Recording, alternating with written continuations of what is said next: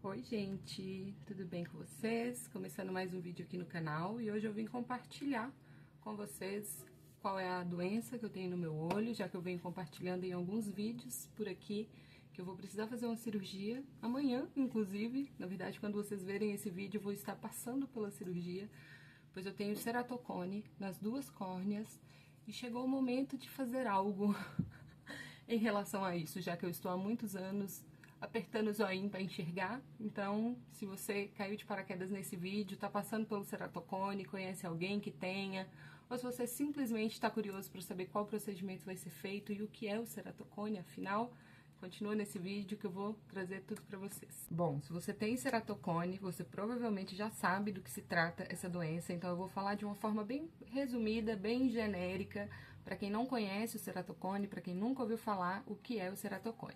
Ceratocone basicamente é uma doença que altera o formato da nossa córnea, que originalmente é arredondado e que com o ceratocone, à medida que a doença progride, ela vai deixando a córnea com formato de cone, literalmente, por isso o nome ceratocone.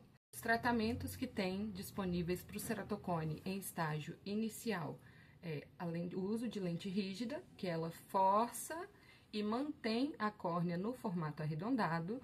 Tem também o crosslink, que é um procedimento onde eles pingam um líquido que... de uma forma bem genérica, tá, gente? Não sou médica. Se vocês quiserem a parte técnica mesmo, vocês têm que procurar aí vídeos de médicos explicando que eles vão te falar certinho. Mas o crosslink, basicamente, eles colocam líquido na córnea e esse líquido, ele paralisa a córnea. Ela não melhora, mas ela também não progride a doença. Para os casos em que a doença já está mais avançado, o procedimento é, então, a colocação do anel de Ferrara ou... tem um nome técnico. Anel intracorneano, se não me engano. Mas é mais popularmente conhecido como anel de Ferrara. Ou, em último caso, quando não há mais o que fazer, a doença está muito avançada, só transplante de córnea. Então, é importante, se você foi diagnosticado com ceratocone, ou se você conhece alguém que tem hábito de coçar os olhos, ou você mesmo que coça muito o olho, é importante fazer o acompanhamento da saúde da córnea.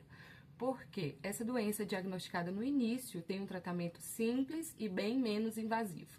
Agora eu vou compartilhar com vocês um pouquinho da minha história, como que esse diagnóstico chegou e qual o procedimento que será feito. Tentarei ser breve nesse relato, mas quando eu tinha 16 anos, eu morava em Porto Seguro com a minha tia e as minhas primas, e nessa época eu já vinha apresentando há algum tempo dificuldade de enxergar na escola. Não enxergava no quadro, precisava forçar muito a visão, e por consequência disso eu tinha fortes dores de cabeça. Então minha tia conseguiu uma consulta para mim com oftalmo, e nessa consulta eu fui sozinha, eu não fui acompanhada. Então o médico me disse, né, na consulta que eu tinha 0,25 de miopia no olho direito e 1,75 de miopia e astigmatismo no olho esquerdo, que seria interessante verificar essa discrepância de grau entre um olho e outro, porque eu era muito nova. E imagina, de 0,25 num olho, no outro já estava quase 2 graus. Mas sem exames complementares não tinha como ele me dar um diagnóstico do porquê essa perda de visão acentuada no olho esquerdo. Como eu era menor de idade, dependia de outras pessoas para levarem a sério o que o médico tinha falado, e, enfim. Não fiz essa informação, foi deixada de lado. E anos mais tarde, depois de passar por vários oftalmos, onde eu apenas atualizava a lente do meu grau, eu já estava incomodada, porque mesmo de óculos, eu continuava forçando a visão para enxergar, o óculos não resolvia, aliviava, mas não resolvia. Então eu aproveitei um plano de saúde da empresa que eu trabalhava e falei, não, agora eu vou num hospital de olhos, vou num médico topíssimo, que eu preciso saber o que está acontecendo, porque o óculos não resolve.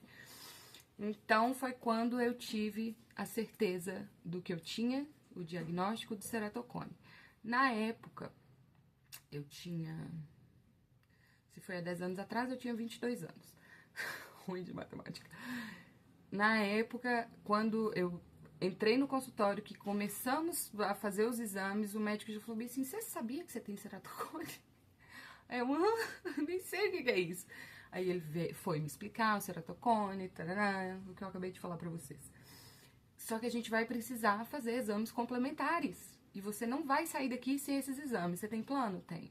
Então você só sai daqui com esses exames, porque a sua córnea já está mais idosa do que a córnea de uma pessoa de 70 anos. Sua córnea está muito deformada, nunca vi nada parecido na sua idade, então faremos os exames complementares. Nesse momento, meu mundo caiu.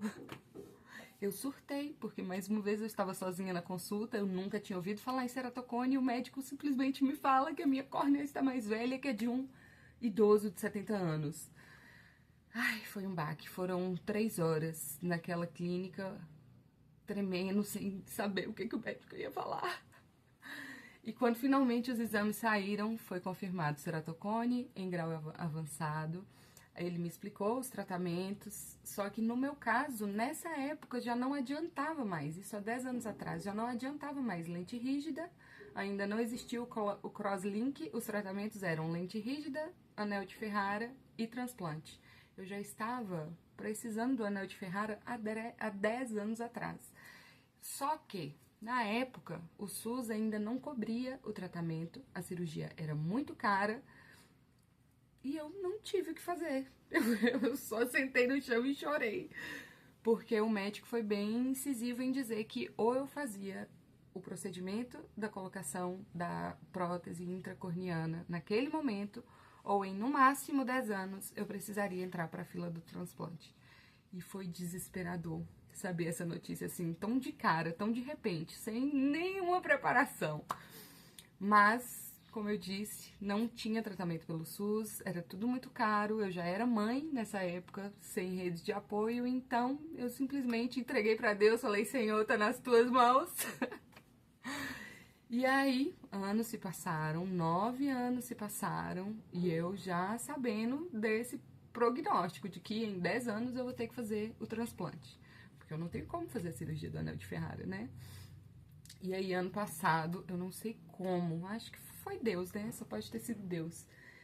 Eu soube no postinho, eu estava no postinho para levar um dos meus filhos, não sei, e aí eu ouvi algumas pessoas falando sobre tratamento de ceratocone lá no posto. Eu falei, ué, o SUS agora tem?